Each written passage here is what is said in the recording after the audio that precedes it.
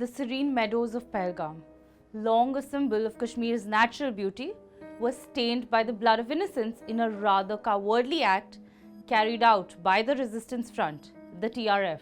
It's an arm of the Lashkar-e-Taiba terrorist organization. At least 26 tourists were killed and dozens more were injured after suspected militants, reportedly dressed as policemen, opened fire near a popular Baisaran meadow. Intelligence agencies have identified Saifullah Khalid from the LET as the mastermind behind this massacre. Militant groups operating in the Kashmir Valley have traditionally focused on security personnel and government installations. But this attack marks a shift. The deliberate targeting of unarmed, non-local civilians, tourists, families, children. The reports of attackers conducting ID checks to target non-Muslims selectively adds a chilling dimension to this horror. The psychological message could not be loud and clearer. No one is safe, not even those who come to admire the beauty of Kashmir.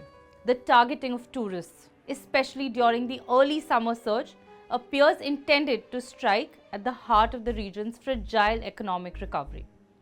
This attack could undo most of the post-COVID progress, further alienating the local population from the country, a potential outcome that the TRF may have well anticipated. The terror attack has prompted the PM, Narendra Modi, to cut short his trip to Saudi Arabia and return home the next day. He has vowed a fitting response, while the Home Minister Amit Shah has ordered a high-level probe and deployed additional security forces in this region. All eyes are now at the response of this government. The government is now faced with multiple challenges, one after another. One is to ensure a strong response, but the other one is to rebuild the bridge between Kashmir and the rest of the mainland of India. There is no doubt that Kashmir is as much part of the mainland, but this incident has instilled fear in the minds of civilians. The gruesome stories of death, grief, and shock will stay with us for the years to come. India is reminded of the Uri attack and wants a retaliatory response.